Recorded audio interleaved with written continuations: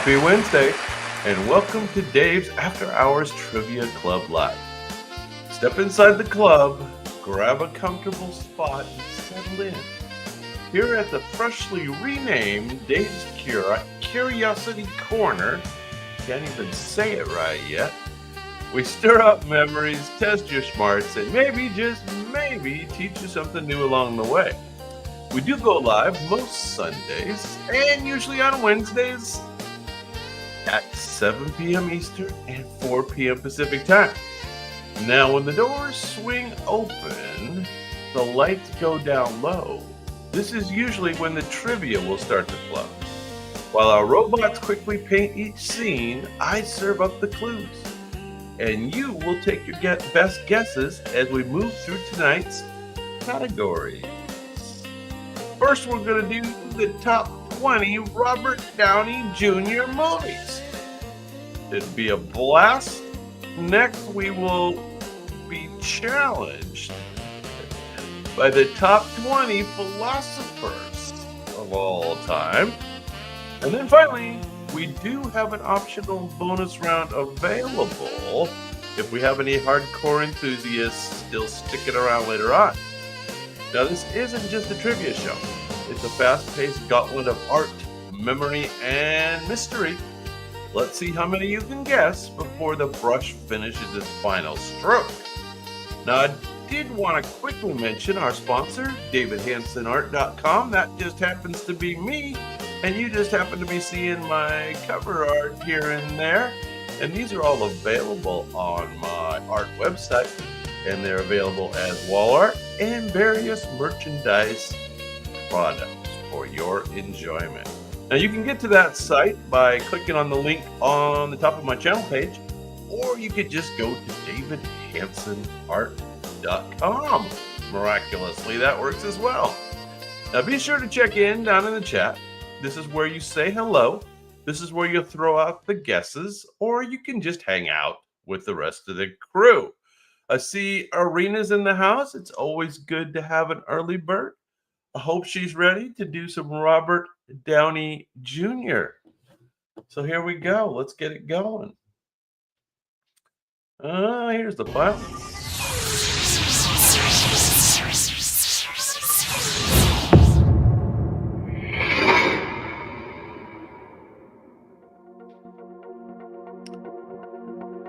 Okay. You guys know the rules. The robots do the painting. You do the guessing, and I will do my best to give you a few useful clues along the way. Now, again, our first category is top Robert Downey Jr. movies. So, top 20, the first couple might be a little tough. Good luck. Here we go. In this film, Downey plays a Los Angeles journalist. He befriends a homeless man who is also a gifted musician. I saw this movie. It's a good movie. I like it. Music, especially Beethoven, runs through the story. Now, his co-star is Jamie Foxx. And who knows what the movie's called? Now, this story is based on a real LA Times columnist named Steve Lopez. And he wrote this about his unlikely friendship with this homeless guy.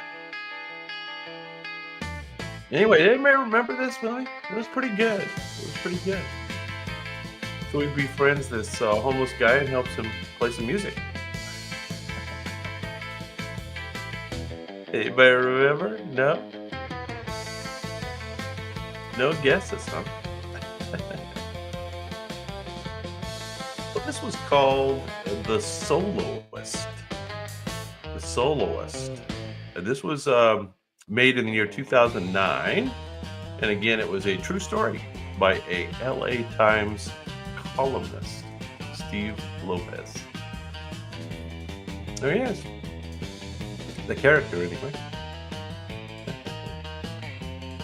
All right, I told you it'd be tough. I told you. Let's do 19. All right.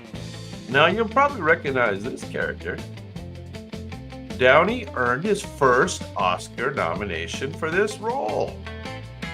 He portrayed a legendary silent film star. The role required slapstick precision and emotional depth. Costume pieces included a bowler hat, cane, and mustache.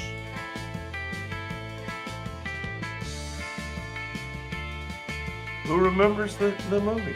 Anybody? The character's first name was Charlie. Does that help at all? Does anybody remember this? This is Downey got his first Oscar nomination for this role. Costume pieces included a bowler hat, a cane, and a mustache. That's him. Anybody remember? No? Nobody can remember, huh? All right.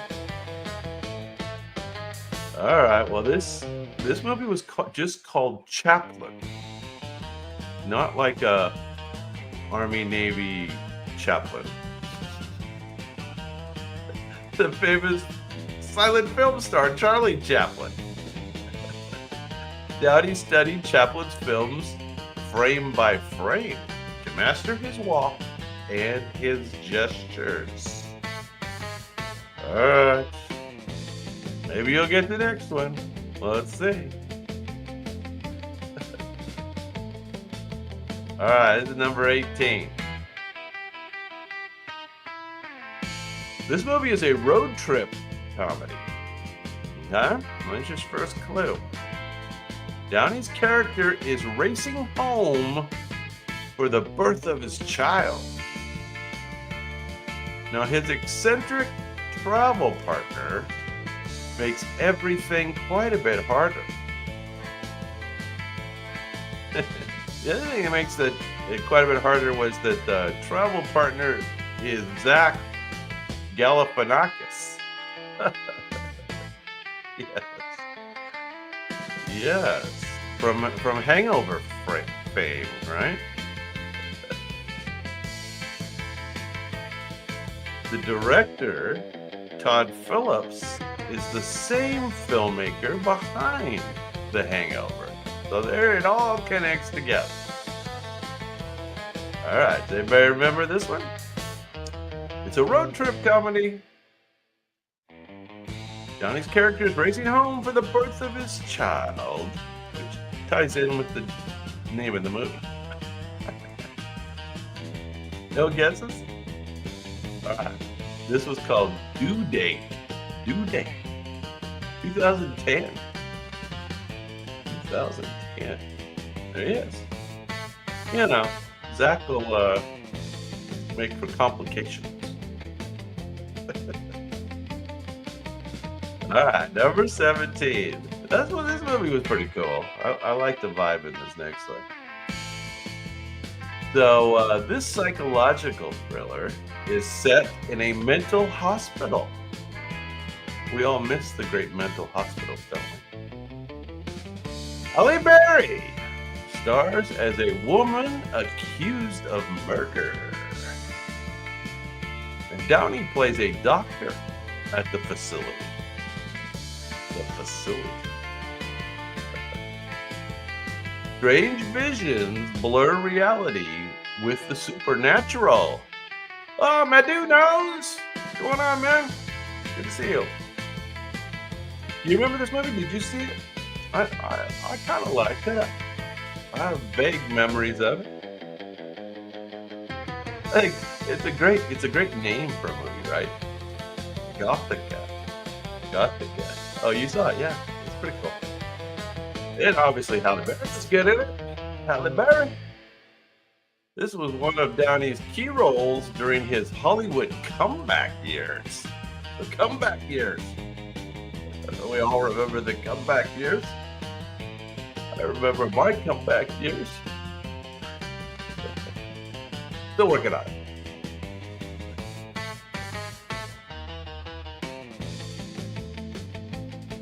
Yeah.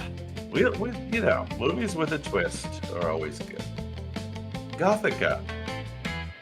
That was number 17. Which would then infer that the next one is number 16. And I saw this movie too, and I liked it. I liked it. This movie blends courtroom drama with family conflict. Downey plays a slick city slicker lawyer. A slick city slicker lawyer.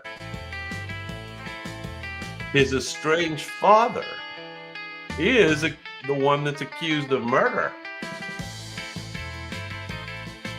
And do you remember who that is? It's kind of out of frame here, so you can't really tell who it is. So I'm going to ask you to remember who played the father that's in this picture on the right. He's the judge, right? And his performance earned him an Academy Award nomination. The father, not Downey. I think this was in the comeback years too. Anybody remember this one? This one was called The Judge. The Judge. And it was in 2014. Anybody remember who the guy on the right is that played his father? He got an Academy Award nomination, and he loves the smell of napalm in the morning. That's right, Robert Duvall. Robert Duvall, of course. Love that smell of napalm in the morning.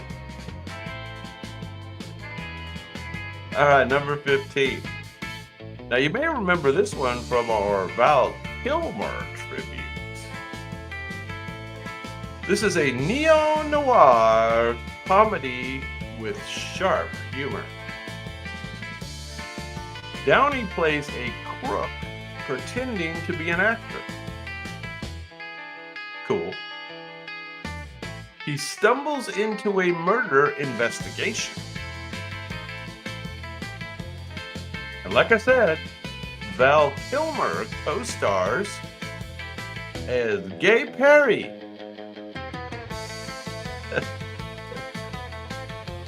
A sarcastic detective. I like that name, right? Gay Perry. I feel like going to France. Anybody remember the name of this movie? Val Kilmer. Val Kilmer's also sitting, I think, tied up next to him. I can't remember exactly. I think so. This movie marked Downey's comeback.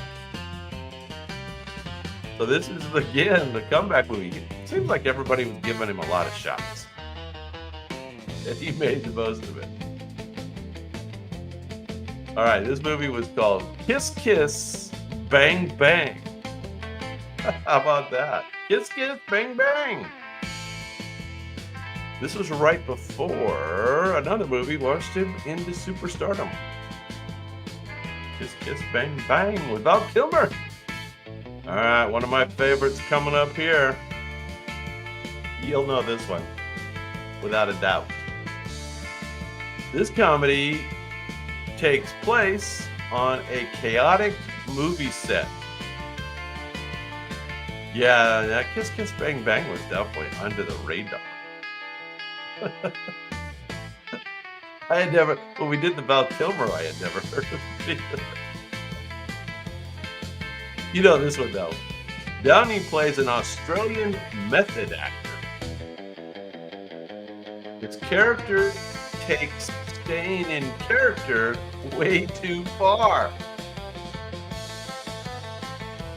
Yes, of course. It's such a funny movie, right? Such a good movie. The movie sparked controversy, but drew big laughs.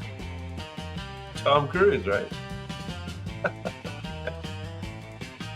Definitely. Oh, the role earned him an Oscar nomination for Best Supporting Actor, so they weren't too pissed off. Yeah, Badu's got it. Tropic Thunder. Tropic Thunder. They made Tropic Thunder in 2008.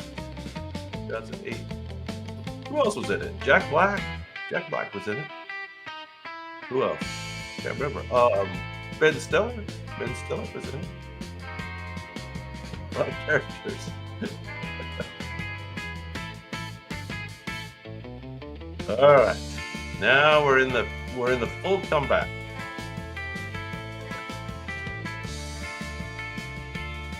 Number 13. Yeah, you got to get this answer completely correct because we're starting to get into the ones that might have had more than one in the series. This was the sequel to Downey's detective debut. He returned as a quick-witted, brawling somebody, and his co-star once again played Dr. Watson.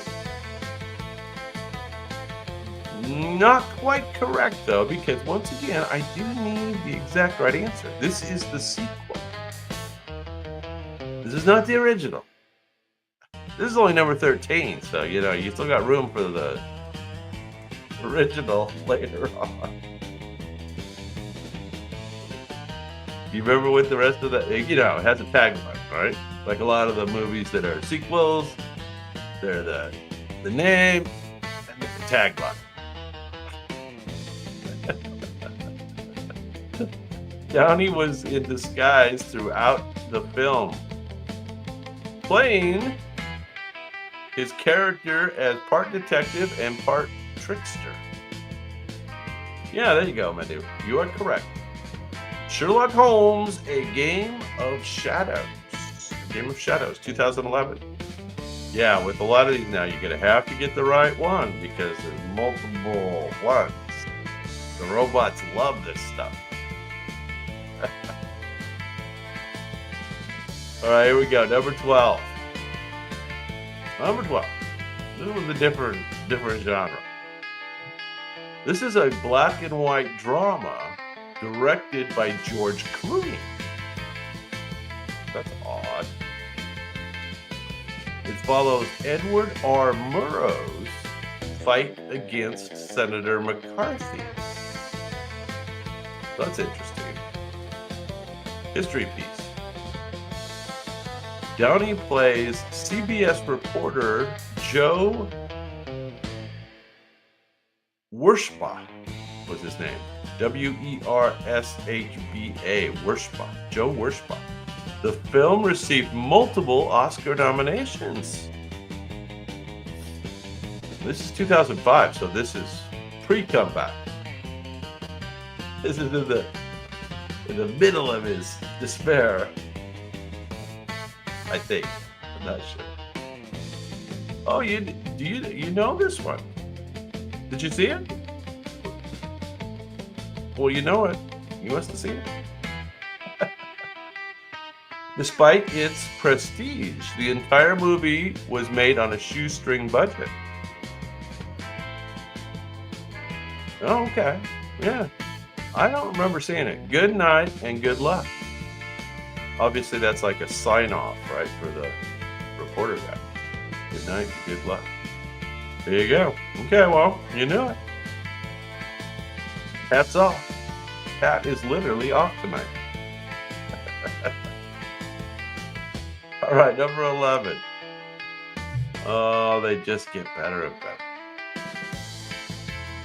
Yeah, this was definitely the middle of his troubles. He looked very pasty in this picture. This is a Thanksgiving comedy drama.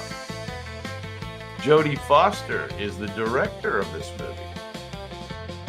Holly Hunter stars as a woman returning to her family. And Downey plays her unpredictable brother.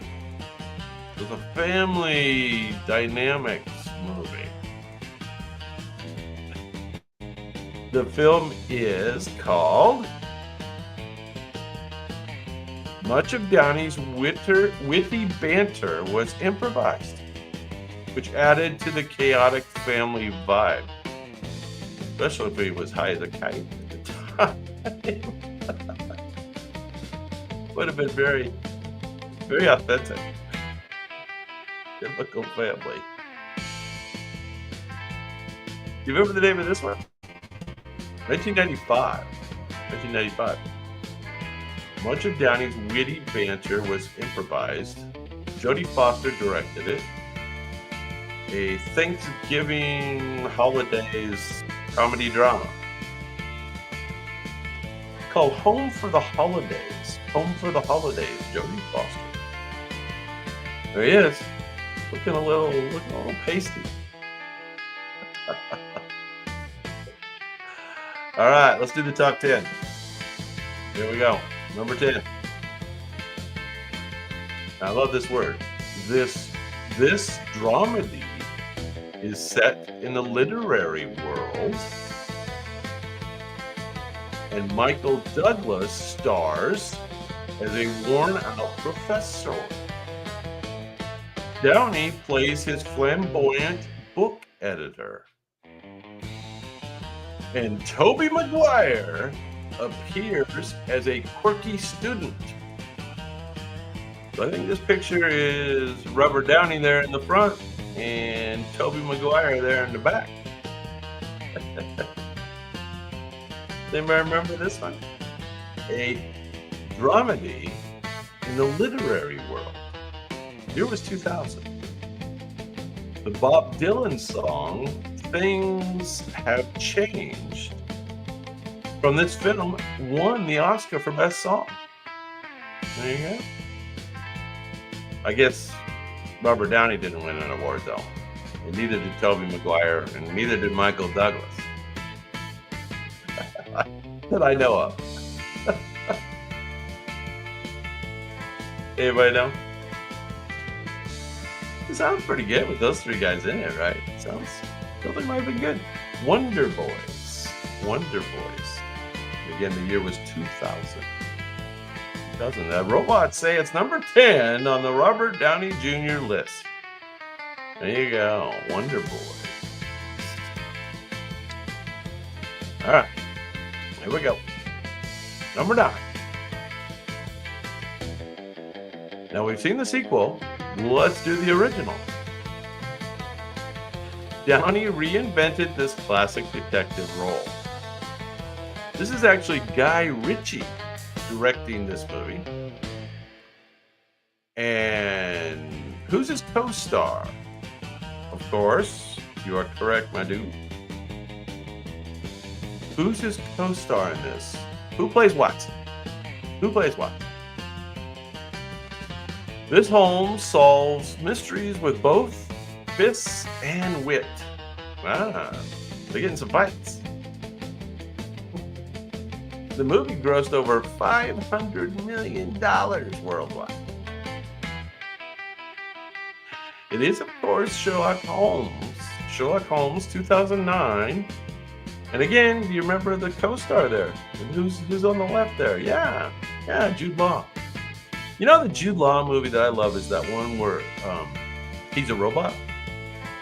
What's that one called? Not Android. Something like that, though. I forget. The one where he's a robot is really cool. Just AI. Is it called AI? It was a long time ago, though. It was like 15 years ago. Can't remember. He's a robot. And I like it. Anyway, that was Robert Downey Jr. and that was Sherlock Holmes, number 9.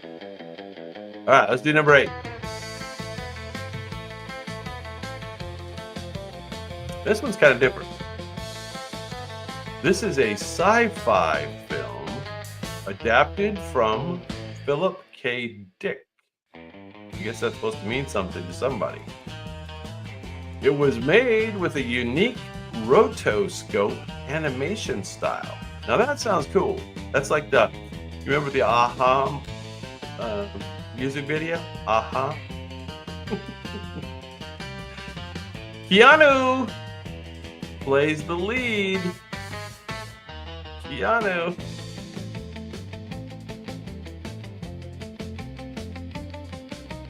Downey plays a paranoid drug user. That sounds like he was in character in 2006. You remember it? Did you see it by chance? I don't remember seeing this one. And you are correct. A Scanner Darkly. A Scanner Darkly, 2006. It says the animation process took so long that just 1 minute of the film could take hundreds of hours. Oh, you have it on DVD. How cool. So, interesting nowadays, right? Think about how fast that would be nowadays with the AI animation. Oh my gosh. That rotoscope stuff is easy now. All right, let's do number 7. All right. Now you got to get the number correct on this one, okay? Doesn't have a tagline. It has a number.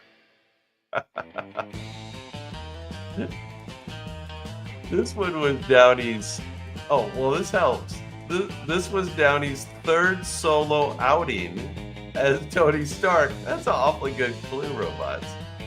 The story focused on his trauma after the Avengers.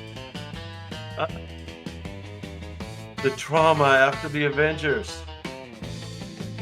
The villain involved the mysterious Mandarin. Shane Black directed this installment. Now, this one actually became the highest grossing solo Iron Man film. Very good, man, dude. How'd you get it? You are correct. Iron Man 3, 2013. Now, this became the highest grossing solo Iron Man film, crossing $1 billion globally. $1 billion. So, you know, it didn't do bad, and Robert Downey Jr. kind of retired on that one. But he didn't retire, but he could have. You know, why quit on a good thing, right? He's no dummy. All right, related but different, number 6. This was the climatic finale of the Infinity Saga. So if you know your stuff on all these, which I don't, you got an advantage. The blank attempted a time heist. A time heist. Downey's Tony Stark makes the ultimate sacrifice. His final line became iconic. All right, you know, man, you're correct. Of course. You remember the line that they're talking about? It's his final line, I guess. That's kind of weird. You're correct. Avengers Endgame is the correct answer. 2019. And the directors revealed the blank line wasn't in the original script. It was added in the reshoots. So he had I guess the famous line is, was he dying in it? I guess he was just about dead. And he says, I am Iron Man. Probably differently than I just said it. But I am Iron Man. There you go. All right.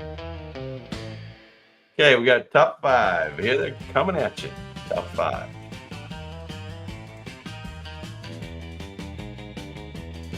So this one is essentially Avengers Light, with the heroes divided. Downey's Stark argues for superhero regulation. That's what they need. That's what the world needs, is some damn superhero regulation. His rivalry with Steve Rogers drives the story. I wonder if this was the idea for that series. The Boys. The Boys, right? That's a good series, huh? This movie actually introduced Black Panther. You know it. That is very good. This is, introduced Black Panther. How about that? And this is, you are correct, it is Captain America Civil War, 2016. Now, fans joke this film felt more like Avengers 2.5 than a solo Captain American story. Well, sounds like it.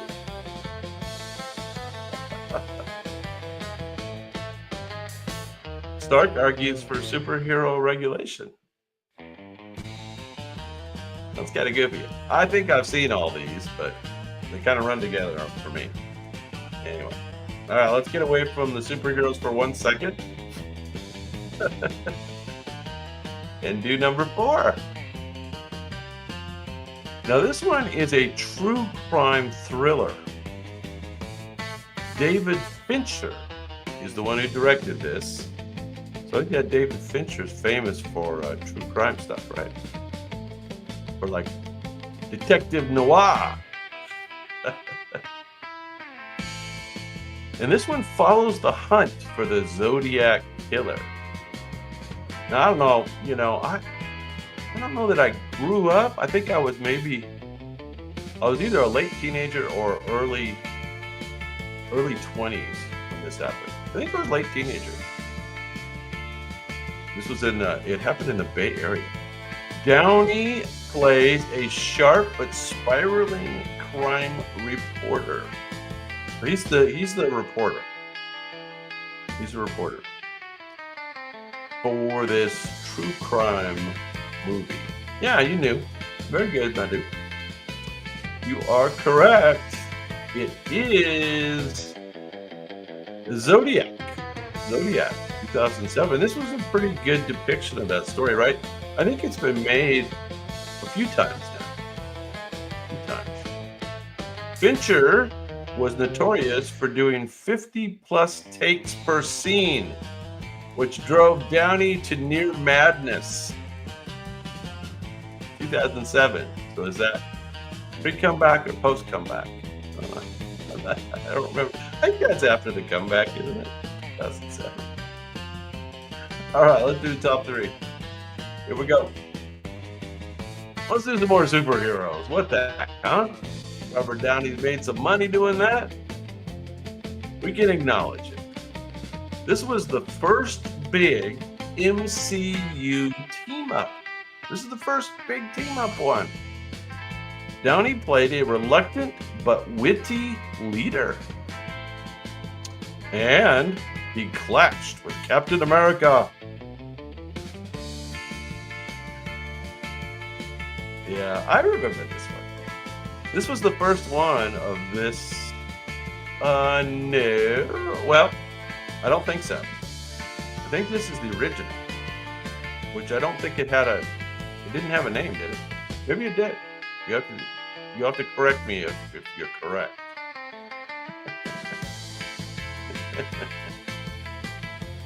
The famous shawarma post-credits scene was shot after the premiere, with Downey improvising most of the lines. Shawarma. I'm not sure what they're referring to there. Shawarma. I don't remember that. And the main villain was Loki. So yeah, you got it now, Matthew. Just the Avengers. Is that right? Infinity War is something different?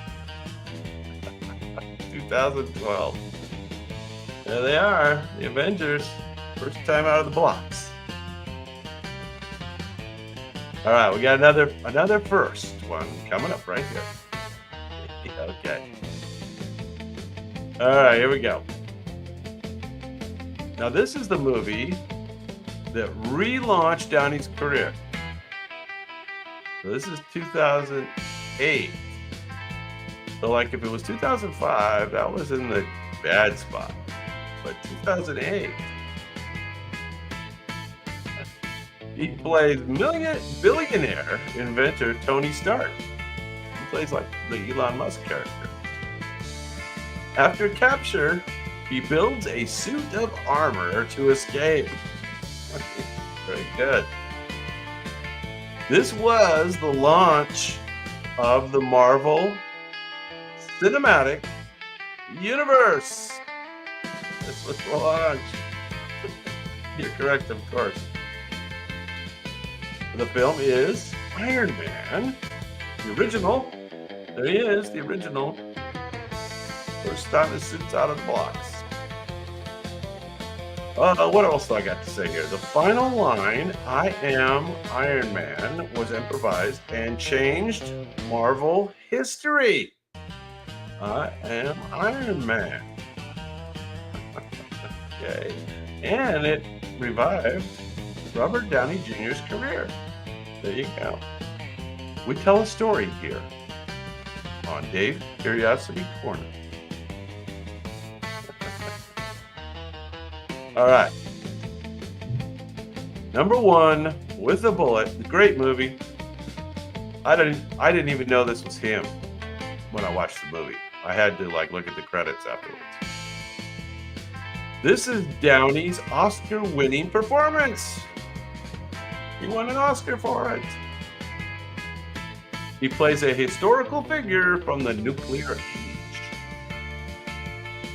His character's name is Louis Strauss. Christopher Nolan is the director of this film. Oh, thank you for that correction, Magic. I think that's, Blade. I like the Blade movies. I think those are cool. For the robots stand corrected. Not me, the robots. Now, did you, when you saw the movie, did you know that was Robert Downey Jr. right off the bat? I didn't.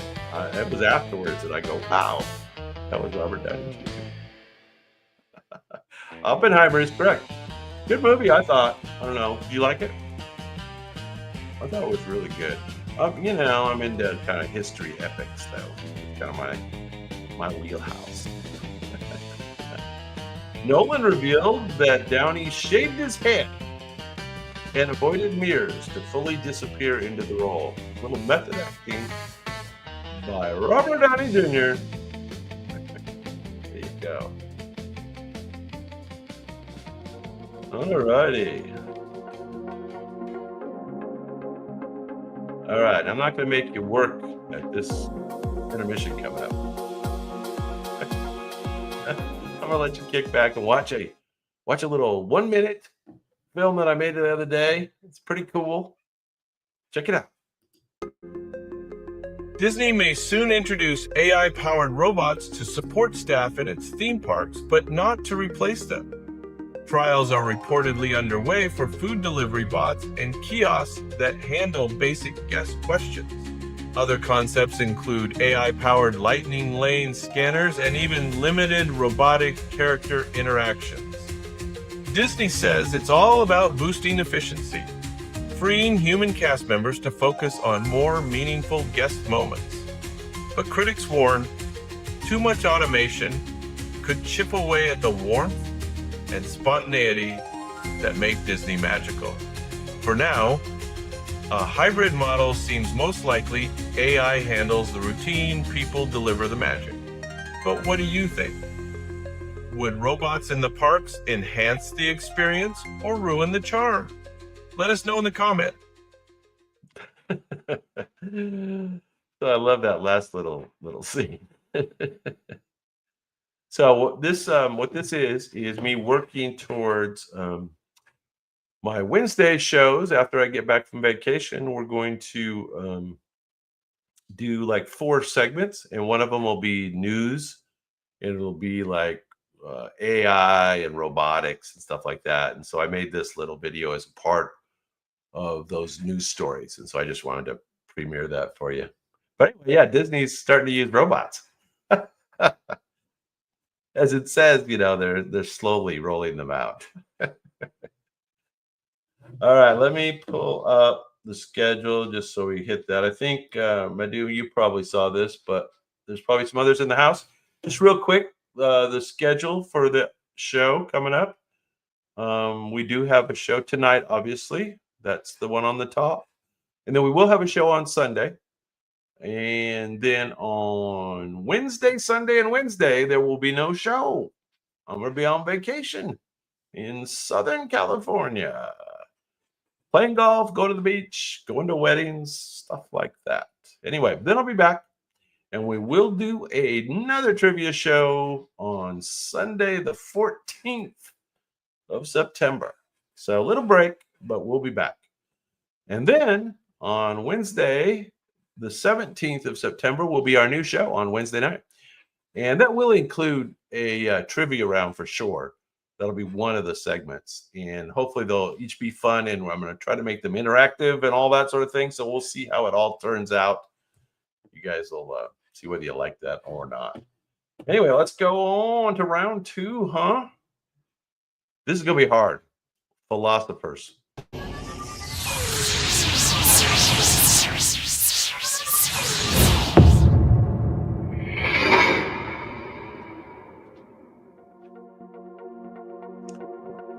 You know the rules. Robots paint, you guess, and I give the clues. Now, I think the clues are going to be important. It's going to be hard, so don't get discouraged if the first few are a little too hard. Hang in there. You'll know some of the names later. Okay, top 20 philosophers. Top 20 philosophers. Okay, here we go. Number 20. The most obscure one. Let's see. Yeah, there she is. Okay. This French thinker was deeply connected with existentialism. Existentialism. You know, that thing. She was also the lifelong partner of Jean-Paul Sartre.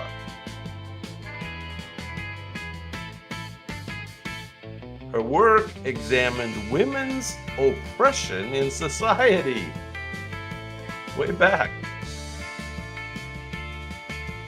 She wrote something called The Second Sex in 1949. So not that far back. The Second Sex. I like that. She is known as the mother of modern feminism. How about that? She's a philosopher, a French thinker. Anybody have any idea who the French philosopher thinker who wrote The Second Sex in 1949 is? Yeah, the first couple are going to be kind of hard. This is Simone de Beauvoir. Simone de Beauvoir.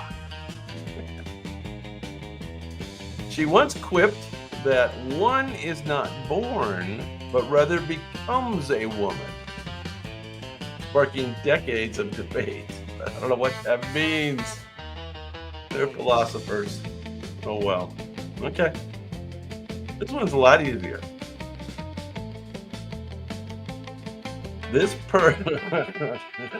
Excuse me. This Persian polymath was a master of both philosophy and medicine. His canon of medicine was taught in Europe for centuries. Now, let me give you the date. 980 AD. 980 AD. This guy's work actually influenced Thomas Aquinas.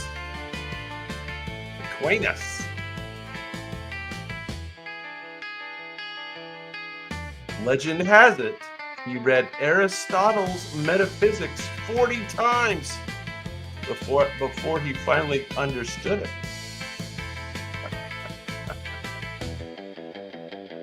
Okay, so Persian polymath, 980 AD, philosophy and medicine. Anybody know? We need some historians in the house. Doctor, where's Doctor?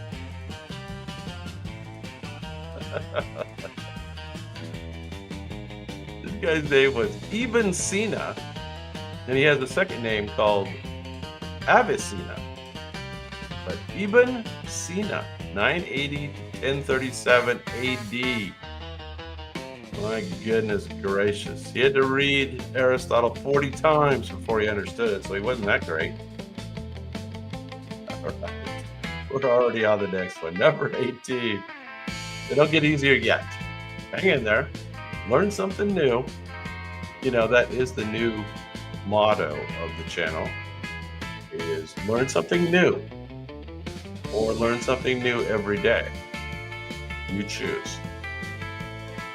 This English philosopher championed liberty above all. Stewart in the house? This is an English guy. King? It's not a movie thing. King's not here. He expanded the idea of utilitarianism. He argued for women's rights in the subjection of women. His famous essay on liberty shaped modern liberal democracies. So, there's a key clue. His famous essay on liberty shaped modern liberal democracies. Oh, you know. Very good. I do. Very good. As a child prodigy, he learned Greek at the age of 3, making most kids' preschool skills look pretty unimpressive. Yeah, I'd say so. In preschool, he learned Greek. John Stuart Mill, 1806 to 1873. And you got it. Very good. All right, see, these are easy.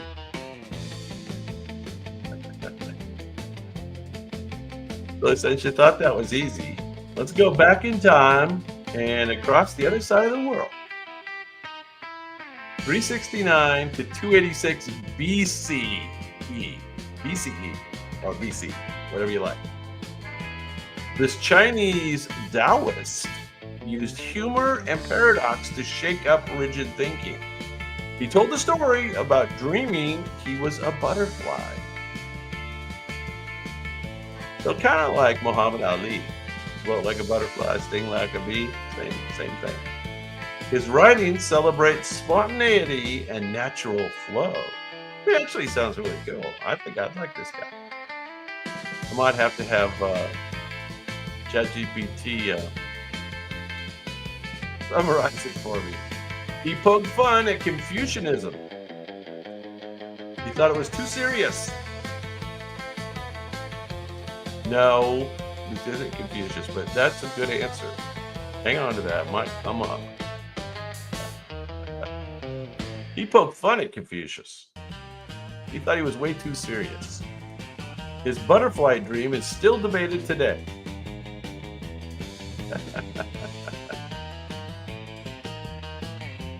This guy's name was Zhuangzi.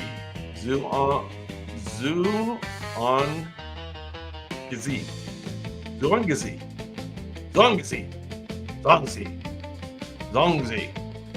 Something like that. 369 to 286 BC. It's a philosopher. Sounds pretty cool, actually. He poked fun at Confucius. There you go. All right. Now, I know this guy, actually. Not personally. But he is my fellow countryman. He's Danish.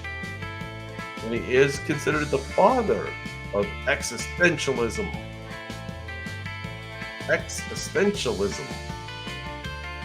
He wrestled with faith, despair, and the leap into belief. He wrote under pseudonyms. One of his pseudonyms was Johannes Climactus. That's funny. Johannes Climactus. His works included Fear and Trembling and Either Or. So that Fear and Trembling, I wonder if that was a basis for, what's his name, right, in Fear and Loathing? I wonder. Huh. Maybe. Could be. Anyway, this is a pretty famous philosopher, 1813 to 1855. Didn't live that long. He once said, life can only be understood backwards, but it must be lived forwards. Now that's some philosophy. Life can only be understood backwards, but it must be lived forwards.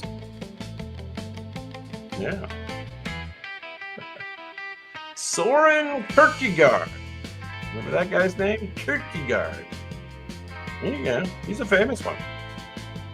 All right, now, when I used to read philosophy, when I used to study philosophy, this was one of my favorite philosophers from a philosophical standpoint. This Dutch philosopher saw God and nature as one. See? Sounds good already. His radical ideas got him excommunicated from the Jewish community. So he was born in the Jewish community in Amsterdam.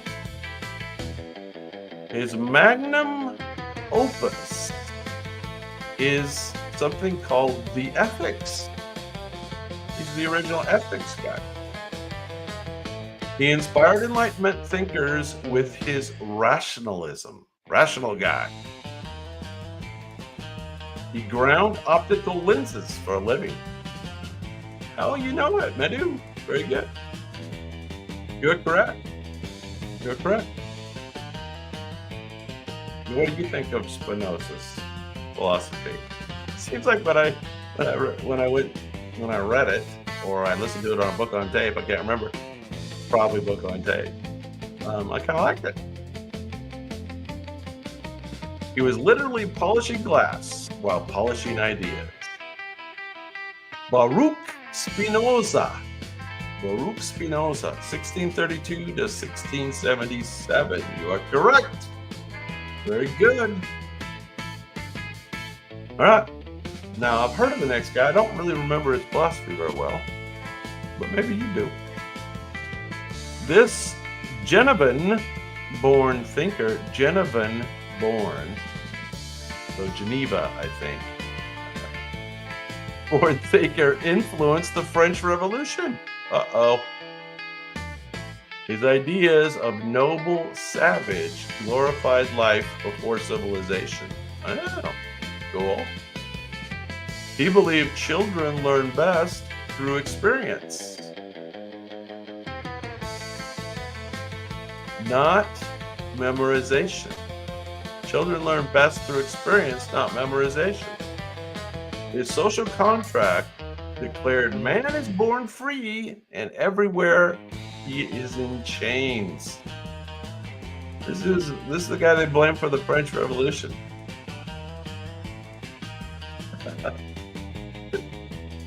Who did they blame for the French Revolution?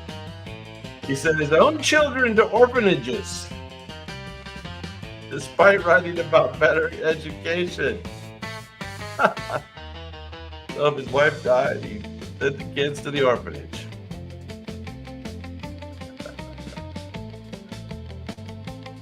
Jean-Jacques Rousseau. Jean-Jacques Rousseau. 1712 to 1778. A contradiction historians love to roast him. There you go. All right. Now, we've all heard of this guy, as a philosopher, I think. This Scotsman, not Irish, Scots, challenged the idea of cause and effect. Challenged cause and effect. He was skeptical about miracles and religion. His empiricism shaped later science and philosophy. This guy inspired both Kant and Adam Smith. Very good, Manu. You know your philosophy. Yeah, he inspired both Kant and Smith. How about that? He once admitted his philosophy made him doubt reality. But then A good game of backgammon usually cured his skepticism.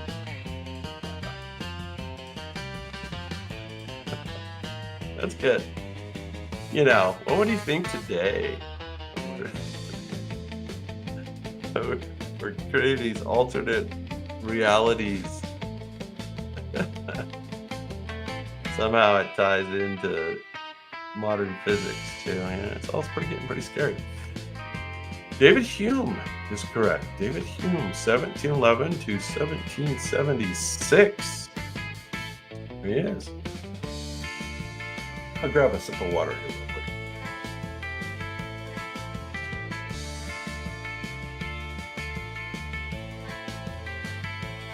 All right. I think we know the next guy. Well, we may know. We know the name. 1225 to 1274 AD. So going back a bit. This Italian theologian used Aristotle with Christianity. It's the guy who did it. Tied it all together. Put a bow on it. His massive Summa Theologica for faith, ethics, and reason. He became a saint in the Catholic Church. He argued that reason and revelation can work together. So that's this guy's big thing, right? He tried to tie together the Greek teaching with the Catholic Church, Christian religion, Christian dogma. There you go. He tied it all together. His nickname was the Dumb Ox because he was quiet until his brilliance made professors eat their words. You remember, this is 1225 to 1274. He became a saint. He's the only saint on our list. Only saint. No? Well, this is Thomas Aquinas. Thomas Aquinas, we alluded to him earlier. He wrote the Summa Theologica. There you go, Thomas Aquinas. All right, number 11. We're almost into the top 10. After this guy. After this French guy. This French philosopher studied power and institutions. He wrote about prisons, hospitals, and sexuality. All right. Now this is a modern guy. Obviously, wrote about sexuality. 1926 to 1984. He only died in 1984. He is linked to postmodernism and structuralism. His style was dense but influential. He once said knowledge is power. But his hairless, iconic book made him look like a villain who already ruled the world. Okay. Oh, he's hairless. I see. I'm sorry. I'm going to reread that clue. His hairless, iconic look, not book, made him look like a villain who already ruled the world.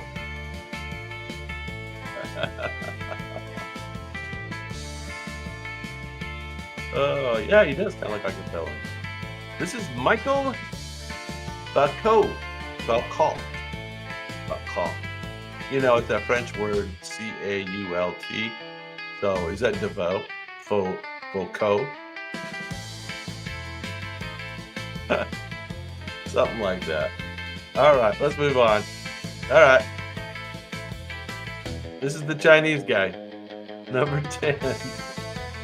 Now, his dates are 551 to 479 BC. It's a long time ago. Remember, they go backwards, right? Yeah, okay. Manu, very good. The date was the key, right? This Chinese sage emphasized ethics and family duty. His sayings were collected in the Analects. the analects. He believed rulers should lead by virtue, not by force. Makes sense. His ideas shaped East Asia for millennia. His disciples likely wrote down his teachings after his death, which is why his philosophy feels like one giant group project. So they wrote it down after he died, but they all talked about it before he died. They said, you're correct. This is Confucius. Confucius say? They didn't give me any things he said. You know any things he said? What does Confucius say? Confucius say, walk on rice paper. Grasshopper. Walk on rice paper, grasshopper. I think that's what Confucius says. I'm not sure.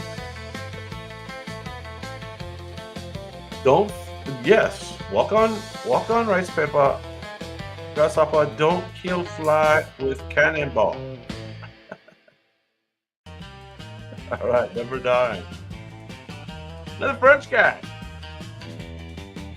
This French philosopher gave us modern rationalism. Sounds boring. He linked math and philosophy.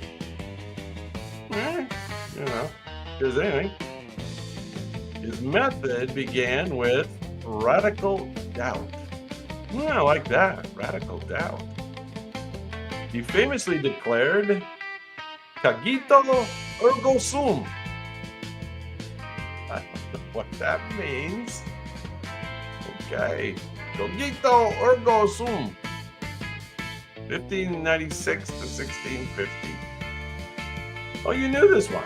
Very good. Can you tell by the portrait? I think they're pretty accurate, actually, for the most part. I mean, some of those ones that are super BC are probably hard to get the picture exactly right, but there are drawings of all those people, I think. So the robots get these right, I think. These are once again by Grok, the current pictures are by Grok. René Descartes. René Descartes. He actually doubted everything.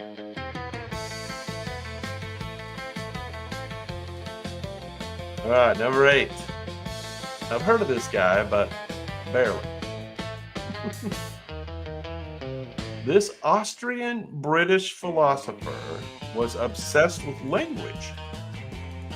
His Tractatus tried to define the limits of what can be said.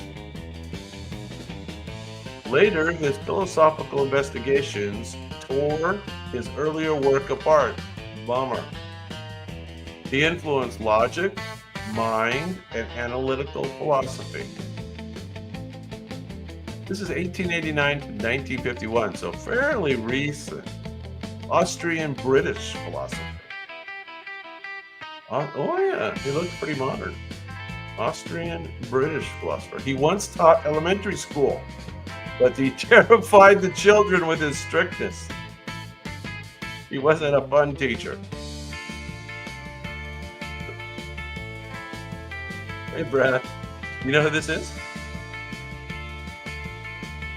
This is Ludwig Wittgenstein. Ludwig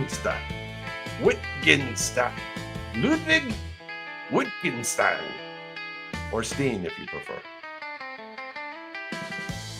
Ludwig Wittgenstein. Ludwig Wittgenstein. Now I got it.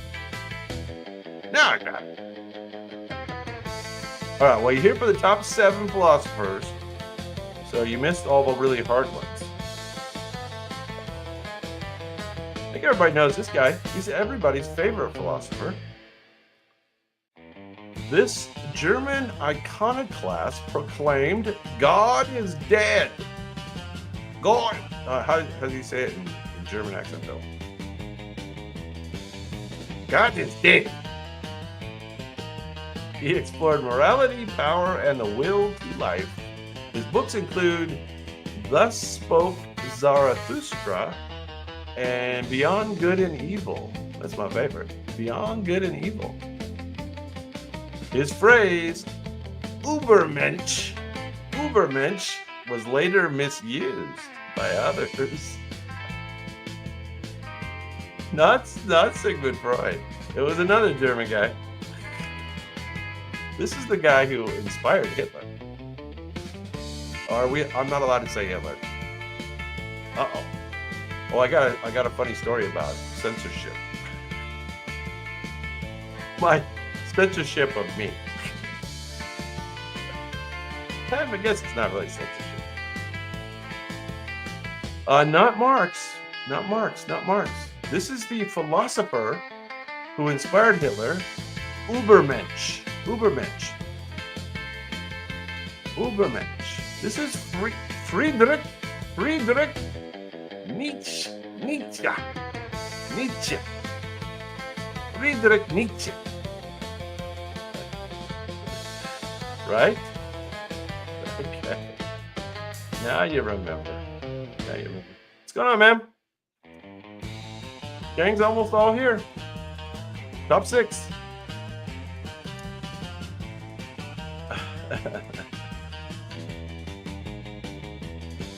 All right, well, this guy's pretty well known.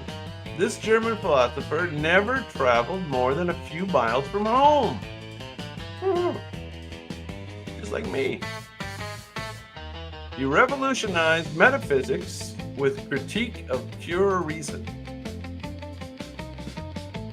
He argued that morality is based on duty, not outcomes. His categorical imperative demands universal ethics. Ma'am! Madou! You guys know this one. Immanuel Kant. Or Immanuel Kant. I like Kant, but I might be wrong. 1724 to 1804. Kant's daily walk was so punctual that neighbors joked they could set their watches by him. So, ADD for Immanuel.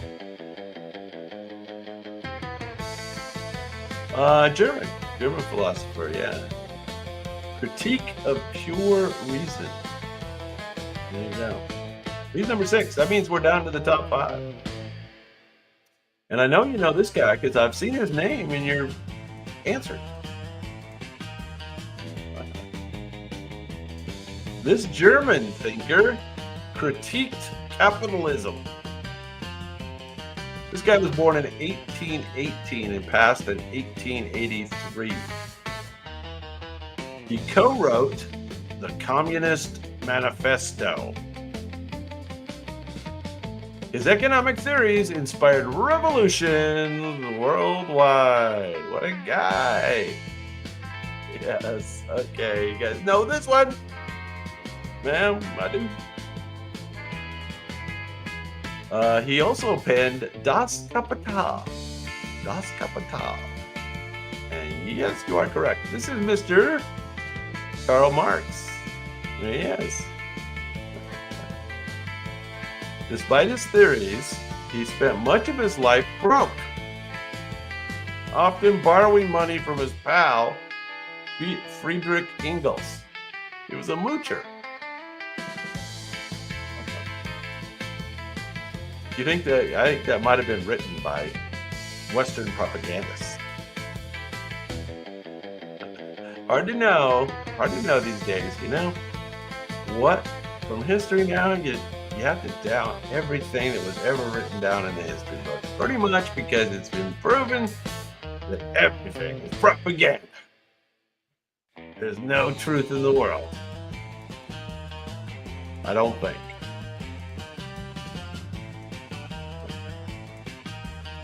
All right, Karl Marx is correct. All right, top 4. So we're into the elite philosophers. So I think we know all these guys.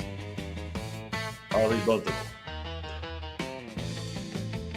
470 to 399 BCE.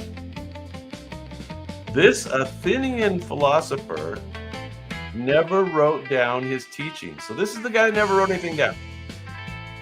He taught through questioning. He was the guy that always threw out questions. So if you said something, he'd question you. It's now called his method. His star pupils included Plato. One of his pupils was Plato. Mam's got it. Brad had it. Brad had it originally. Good job, Brad. Yes, could you tell by the beard? They all had beards, right?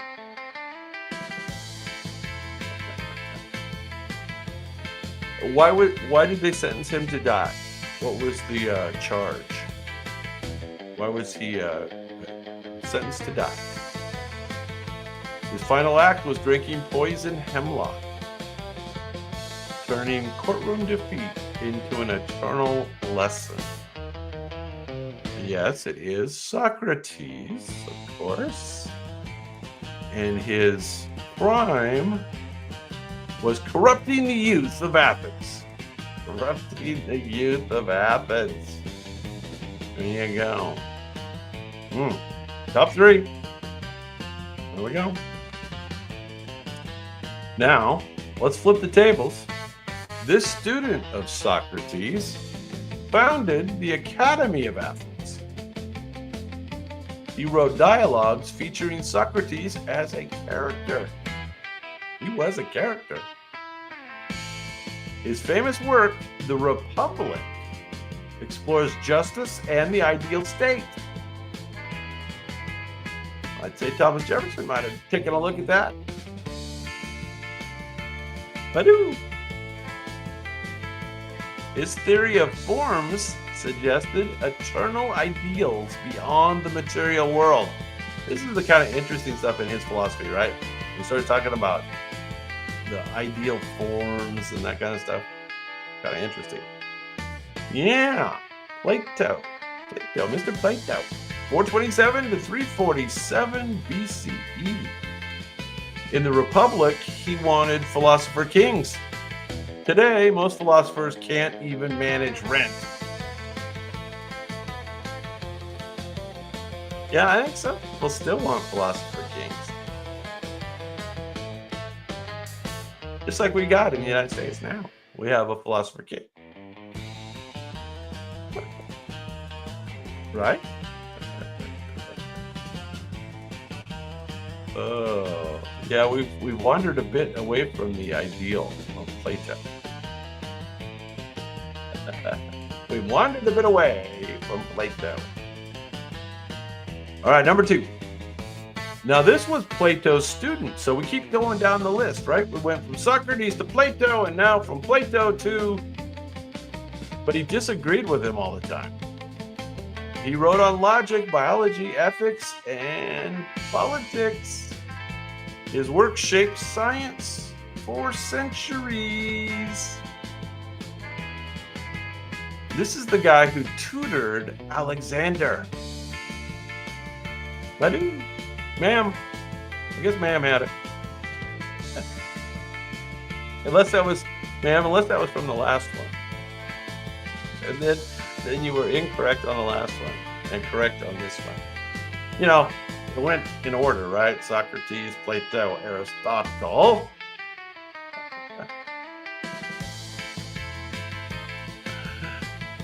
Aristotle believed the brain's purpose was to cool the blood. Kind of interesting. Proof that even geniuses miss sometimes.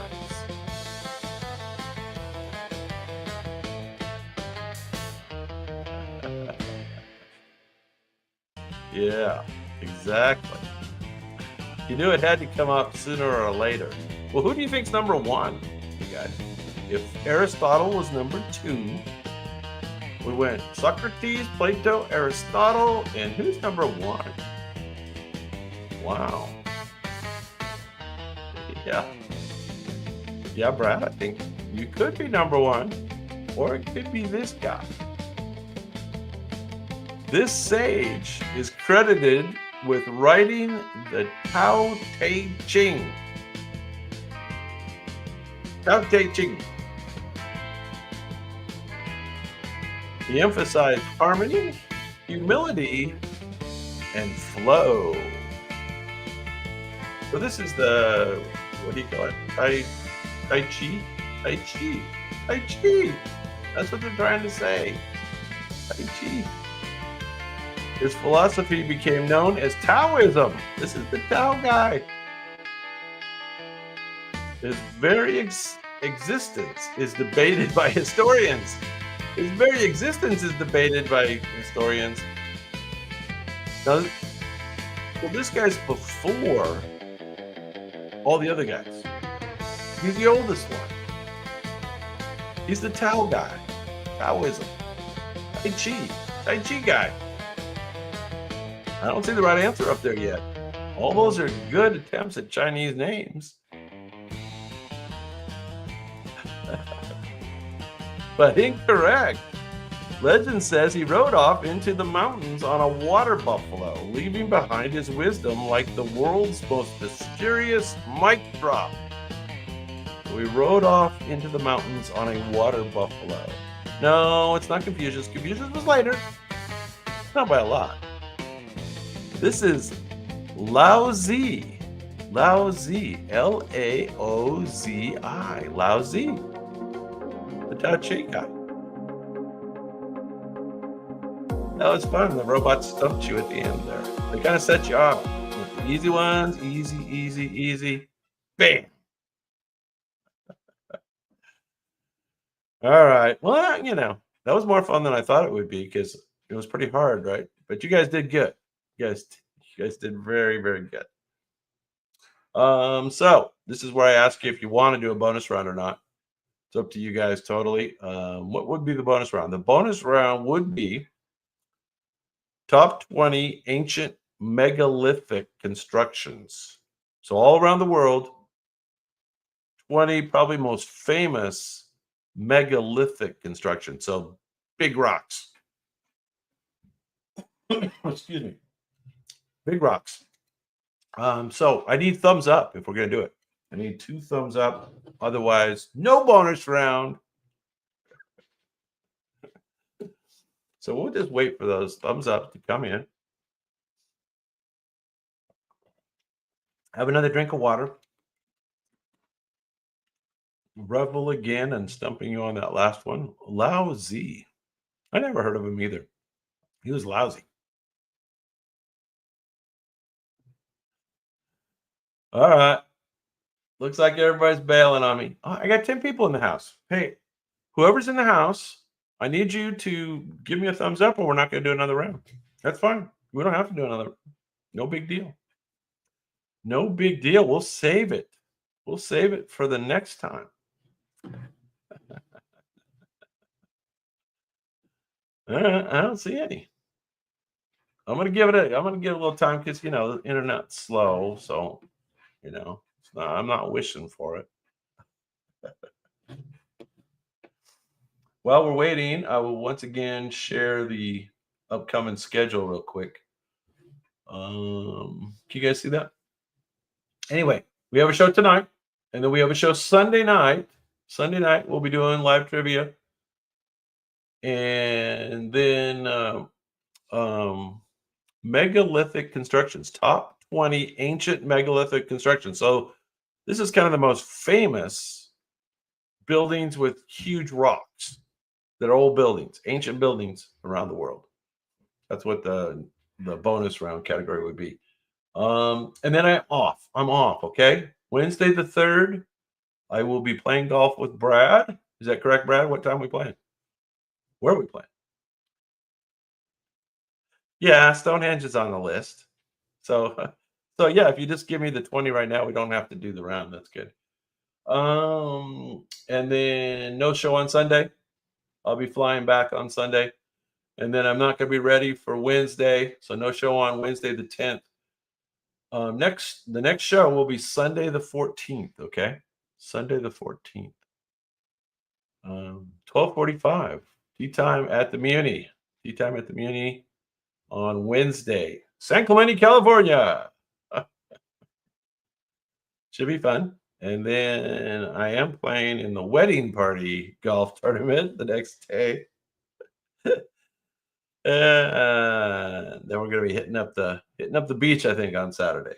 So it should be funny. Should be fun. All right, guys. Well, I don't think we're gonna do the bonus round tonight. I will go ahead and share the compilation video that I made for you on the 2 rounds, and then say goodnight. And hope to see you guys on Sunday. Okay. Thank you for showing up. Thank you for answering the questions, and I will see you on Sunday.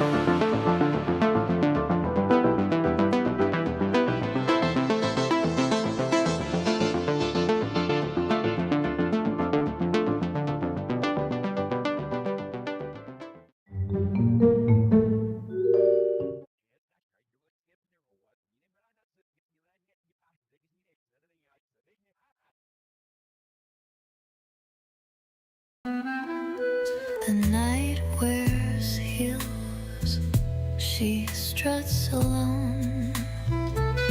This bar's the place I call my home. I sip this swallow pride, pretend the moonlight lights by my side.